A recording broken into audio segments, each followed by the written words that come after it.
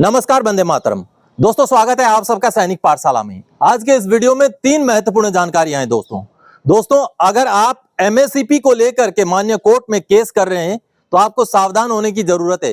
कहीं आप भी एएफटी के वकील के ठगी का शिकार ना हो जाएं। आज आपके सामने एक कोर्ट का ऑर्डर लाऊंगा जिसको दिखा के आपको समझाऊंगा कि आपको सावधान होने की जरूरत है। जी हाँ, और साथ ही साथ ओआरओपी 3 के टेबल्स जारी हो चुके हैं। जिन भी पेंशनर के पेंशन में बढ़ोतरी हुई है, अब उन पेंशनर को और एक फायदा मिलेगा। ये एडिशनल फायदा है। जी हाँ, ओआरओपी 3 के पेंशन में बढ़ोतरी की वजह से और एक फायदा आपको मिल सकता है। उसके बारे में आगे बकायदा टेबल दिखा के समझाऊंगा दोस्तों, और साथ ही साथ और भी कुछ कैटेगरी के पेंशनर्स के टेबल भी आज के इस वीडियो में समझाऊंगा दोस्तों। और साथ ही साथ एक अच्छी खबर बताऊंगा दोस्तों, कम्यूटेशन को लेकर के सैनिक पाठशाला से प्रभावित होकर के एक पेंशनर ने कार्रवाई किया जिनका कम्यूटेशन रिकवरी बंद हो गया है। जी हाँ, इन्हीं विषयों को लेकर के आज के इस वीडियो में आगे बढ़ते हैं दोस्तों। आगे बढ़ने से पहले हमेशा की तरह मेरा आप सबसे आग्रह है, अगर सैनिक पाठशाला चैनल का वीडियो आप पहली बार देख रहे हैं या अभी तक चैनल को सब्सक्राइब नहीं किया है तो चैनल के साथ जुड़े रहने के लिए, इसका हिस्सा बने रहने के लिए और आपसे जुड़ी हुई भरोसेमंद और ऑथेंटिक जानकारियों को पाते रहने के लिए चैनल को सब्सक्राइब जरूर करें दोस्तों।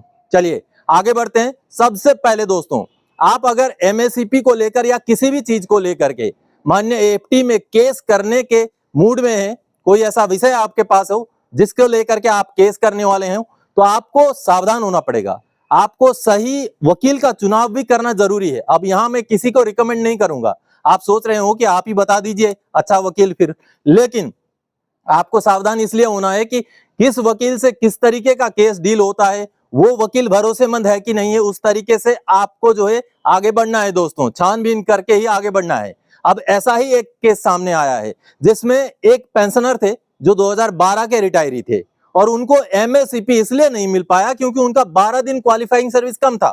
उनका 23 साल 11 महीना 19 दिन का सर्विस था, जिसमें 12 दिन कम पड़ रहे थे, जिस वजह से उनको कोर्ट में केस करना था। 2012 के रिटायरी थे, उन्होंने कोर्ट में केस भी किया।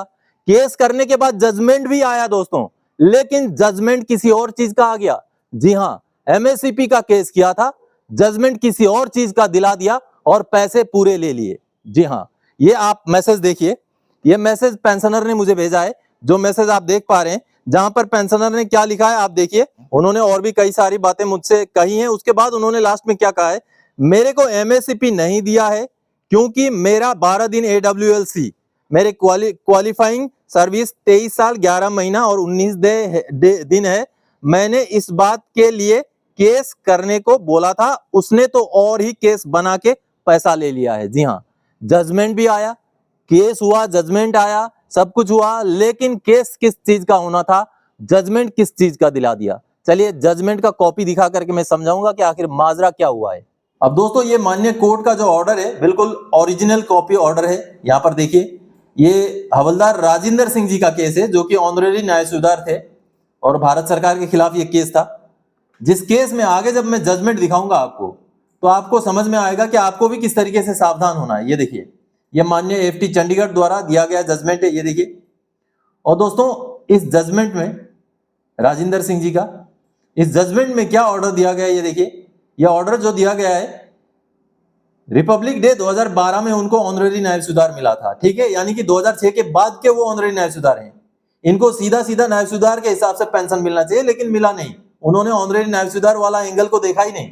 उन्होंने एमएससीपी न्याय सुधार के लिए अपना केस किया था कि उनको 11 दिन सर्विस कम होने की वजह से, 12 दिन सर्विस कम होने की वजह से उनको एमएससीपी न्याय सुधार नहीं दिया गया, जिस वजह से उन्होंने केस करवाया था ये। लेकिन अब केस में क्या हुआ देखिए। अब केस में उनका जो केस है, ठीक है, उनको ऑनरेरी न्याय सुधार रैंक के हिसाब से उनको न्याय सुधार के हिसाब से पेंशन दिया जाए, वो केस था। लेकिन यहां पर देखिए क्या लिंक किस केस के साथ कर दिया गया। 20 मार्च 2024 का जो जजमेंट है, अब learned counsel for the parties are at eden that issue involved in this case is covered by the judgment dated 20 March 2024 passed by the full bench of the principal bench new Delhi. कि इस case को किसके साथ club कर दिया गया देखिए, pre 2006 के, यानी कि 2006 से पुराने जो पेंशनर थे जिन्होंने न्याय सुधार के बराबर पेंशन के लिए केस किया था, जिसको माननीय एएफटी न्यू दिल्ली का जो प्रिंसिपल बेंच है, उसमें हायर जो बेंच है, हायर बेंच ने जो है मना कर दिया था, उस केस के साथ क्लब कर दिया गया। क्योंकि वो केस तो दोस्तों 2006 से पुराने पेंशनर्स का था और ये जो पेंशनर थे ये 2006 के बाद के 2012 के ऑनरेरी न्याय सुधार हैं। तो इस केस के साथ इस केस को क्लब करके उनका केस कहीं ना कहीं कॉम्प्लिकेटेड कर दिया गया। उनको सीधे सीधे एमएससीपी ग्रांट कराने का जो है आदेश दिलवाना था कि 12 दिन का जो सर्विस क्वालिफाइंग सर्विस कम पड़ रहा है उसको माफी देते हुए जो है एमएससीपी ग्रांट किया जाए। या तो वो आदेश दिया जाना चाहिए था, या तो फिर ये जो 20 मार्च 2024 का आदेश के साथ क्लब किए बगैर ही माननीय कोर्ट द्वारा ये जजमेंट दिया जाना चाहिए था कि 2012 के रिटायरी हैं, ये ऑनरेरी न्याय सुधार हैं, इनको न्याय सुधार के हिसाब से पेंशन लागू है, इस तरीके का जजमेंट दिया जाना चाहिए था। तो कहीं ना कहीं ये मिसअंडरस्टैंडिंग हुई है, जिसमें आपको भी रहना है सावधान आगे, अगर आप भी इस तरीके का केस करने का सोच रहे हैं तो आप सबने देखा दोस्तों, आपको भी सावधान रहना है। अब यहां पर जो जजमेंट आया है, चलिए ऑनरेरी न्याय सुधार का ही जजमेंट आ गया है, लेकिन 20 मार्च 2024 वाला जजमेंट के साथ उसको क्लब कर दिया, जो कि 20 मार्च 2024 वाला जो जजमेंट है वो प्री 2006 के ऑनरेरी न्याय सुधार का है, और ये न्याय सुधार ऑनरेरी हैं ये 2012 के हैं। तो कहीं ना कहीं ठगी का शिकार हो गए, आप भी सावधान रहिएगा। चलिए आगे बढ़ते हैं। अब कम्यूटेशन को लेके एक अच्छी खबर, अच्छी बात है, जो सैनिक पाठशाला से प्रभावित हो करके सूबेदार रामपाल धुल साहब ने अपना कम्यूटेशन बंद करवा लिया। जी हाँ, उन्होंने मुझे एक मैसेज भेजा है, ये देखिए यहाँ पर उन्होंने अपना कोर्ट का जजमेंट का ऑर्डर भेजा है और साथ ही साथ लिखा है, sir good morning, I send my self order of AFT new Delhi dated 23 August 2024, I filed the same with your help, thanks सैनिक पाठशाला। सैनिक पाठशाला की मदद से उन्होंने केस किया, मैंने सिर्फ उनको गाइड किया था, मैंने पुराने जजमेंट के कॉपी भेजे थे, उन्होंने उन्हीं के बेस पर, मेरे गाइडलाइन के बेस पर केस किया और केस का जजमेंट भी आ गया दोस्तों। और जजमेंट ये आया माननीय कोर्ट से AFT न्यू दिल्ली से कि पेंशनर का रिकवरी बंद किया जाए। अब ये देखिए जो जजमेंट आप देख पा रहे हैं, जहां पर माननीय कोर्ट ने 23 अगस्त 2024 को ये आदेश दिया है। देखिए सूबेदार रामपाल धुल जी का केस है और माननीय कोर्ट ने नीचे जो लिखा है देखिए कि till further direction recovery if any contemplated by the respondents from the commuted value of pension of the applicant is stayed, यानी कि स्टे लगा दिया है, जो रिकवरी हो रहा था कम्यूटेशन पर उसको स्टे लगा दिया है। तो इसी तरीके से अगर आपका भी 11 साल 10 साल 12 साल हो गया है कम्यूटेशन रिकवरी को होते हुए, तो आप भी माननीय AFT के पास जा सकते हैं, लेकिन वही बात है, ध्यान से सही वकील का चुनाव करके जाइए ताकि आपको कोई घाटा ना हो, आपसे कोई धोखाधड़ी ना हो। चलिए आगे बढ़ते हैं OROP 3 को लेकर के। जी हाँ दोस्तों, आपके अगर सर्विस पेंशन में बढ़ोतरी हुआ है तो और एक एलिमेंट है, और एक एडिशनल एलिमेंट है जिसमें आपको फायदा मिलेगा OROP 3 का। चलिए मैं सीधे टेबल में लेके चलता हूं, टेबल में समझाता हूं। चाहे आप सर्विस पेंशनर हैं, चाहे आप फैमिली पेंशनर हैं, चाहे आप किसी भी रैंक के पेंशनर हैं, अगर आपको एडिशनल पेंशन मिलता है तो उसमें होगी बढ़ोतरी। चलिए टेबल देखते हैं दोस्तों। इस टेबल में आपका सर्विस पेंशन के साथ साथ मैंने एडिशनल पेंशन का भी आंकड़ा निकाला है। जैसे कि आप सबको पता है 80 साल में 20%, 85 साल में 30%, 90 साल में 40%, 95 में 50% और 100 साल की उम्र होने पर 100% एडिशनल पेंशन लागू है। अब ये रहा आपका सर्विस पेंशन में OROP 3 का बढ़ोतरी, यहाँ पर यहाँ से यहाँ तक ये पूरा सर्विस पेंशन का बढ़ोतरी है। आपका जो भी रैंक है, आप यहाँ पर देखिए, जो भी आपका रैंक हो दोस्तों, आपको एडिशनल पेंशन अगर मिल रहा है तो आपके पेंशन में 20% के हिसाब से ये बढ़ोतरी अभी होगी। ये यहाँ पर देखिए रैंक वाइज आप देख सकते हैं। उसके बाद 30% के हिसाब से अगर आपको एडिशनल पेंशन मिल रहा है तो ये बढ़ोतरी होगी दोस्तों। 40% के हिसाब से ये बढ़ोतरी और 50% के हिसाब से ये बढ़ोतरी होने वाली है दोस्तों। हालांकि इस कैटेगरी के पेंशनर की संख्या बहुत कम है क्योंकि यह उम्र दराज वाले पेंशनर्स हैं, लेकिन फिर भी बढ़ोतरी होगी और आप इस वीडियो को पॉज करके समझ सकते हैं आपका रैंक के हिसाब से, आपका लेंथ ऑफ सर्विस के हिसाब से आगे आपको एडिशनल पेंशन में बढ़ोतरी कितना मिलने वाली है। और आगे आपने अगर सर्विस पेंशन का बढ़ोतरी नहीं देखा है तो वो भी यहाँ पर देख सकते हैं दोस्तों कि आप अगर सर्विस पेंशन आपका जो भी था अभी बढ़ के OROP 3 में क्या हो गया, डिफरेंस कितना है और आपको 2 महीने का एरियर कितना मिलने वाला है, ये यहाँ पर आप देख सकते हैं। ये तो रहा सर्विस पेंशनर का। अब मैं आपको आगे जो फैमिली पेंशनर है उनका दिखाऊंगा। ये रहा फैमिली पेंशनर का सेम वही टेबल। अब आप अगर फैमिली पेंशन लेते हैं, ordinary family pension normal rate, ये देखिए इस रैंक का अगर आप ले रहे हैं तो आपका पेंशन में, कुल पेंशन में बढ़ोतरी ये हुआ है। OROP 2, OROP 3 डिफरेंस और 2 महीने का एरियर, ये पूरा आपका टेबल है जो आपको अभी OROP 3 लागू हो जाने के बाद मिल जाएगा। और ये जो एरियर है ये आपको एरियर के तौर पे 2 महीने का एरियर मिलेगा दोस्तों। और साथ ही साथ जो एडिशनल पेंशन है फैमिली पेंशनर का एज के ऊपर डिपेंड है। अगर जो पेंशन ले रहे हैं, जो फैमिली पेंशनर, ओरिजिनल पेंशनर नहीं, जिनको मृत्यु हुई है वो नहीं, अगर फैमिली पेंशनर की उम्र 80 साल होती है तो 20% उनको जो है पेंशन में बढ़ोतरी मिलेगा, और 20% पेंशन बढ़ोतरी के हिसाब से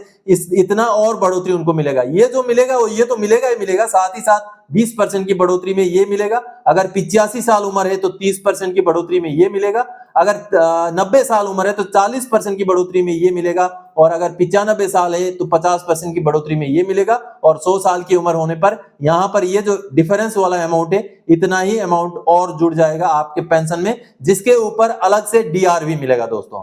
तो ये एडिशनल पेंशन का था। अब चलिए मैं आपको डीएससी वाला और एनसी पेंशनर वाला दिखाता हूं। ये देखिए दोस्तों, अगर डीएससी के आप पेंशनर हैं, आप सेकंड पेंशन डीएससी से लेते हैं तो आपका पेंशन में कितने की बढ़ोतरी हुई ये देखिए। आप अगर सिपाही हैं, 15 साल आपकी सर्विस है, लगभग सिपाही 15 साल वाले ही होते हैं डीएससी में, तो सेकंड पेंशन आपको ओआरओपी 2 में कितना था, ओआरओपी 3 में कितना हो गया, और डिफरेंस कितने का ये देखिए। हर महीने का पेंशन में डिफरेंस ये होगा, और एरियर जो 2 महीने का मिलना है ये आपको एरियर मिलेगा दोस्तों। डीआर 50% डीआर के साथ ये कैलकुलेट किया गया है।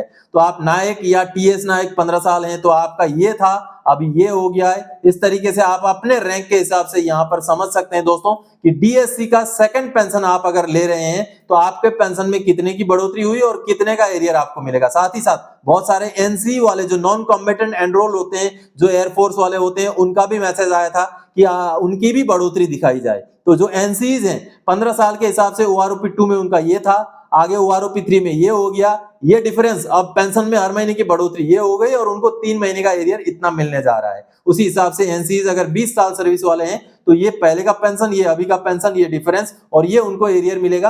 और अगर 33 साल से ऊपर सर्विस वाले एनसीज हैं, ज्यादातर एनसीज 33 साल से ऊपर वाले ही सर्विस के होंगे, तो उनका पेंशन ओआरओपी 2 में ये था, अब ओआरओपी 3 में ये हो गया है। उनका पेंशन में डिफरेंस 2625 रुपए का, और उनका कुल एरियर 2 महीने का एरियर 50% डीए के साथ 7875 रुपए। तो दोस्तों ये रहा टेबल डीएससी और एनसीज का। तो दोस्तों अभी आप सबने टेबल्स देखे। आप अगर 80 साल या उससे ज्यादा उम्र के हैं तो आपको 80, 85, 90, 95 और 100 साल की उम्र होने पर 20%, 30%, 40%, 50% और 100% जो एडिशनल पेंशन है उसमें भी इस तरीके से बढ़ोतरी होगी, और आपको वो एडिशनल पेंशन का भी फायदा ओआरओपी 3 में मिलेगा दोस्तों। और साथ ही साथ आपने डीएससी वालों का भी और एनसीज का भी टेबल देखा आज के इस वीडियो में। तो दोस्तों आज के इस वीडियो में इन्हीं जानकारियों के साथ आया था। आगे और कोई जानकारीदायक आपसे सरोकार रखने वाला विषय लेके मैं फिर से हाजिर हो जाऊंगा। तब तक के लिए जय हिंद दोस्तों।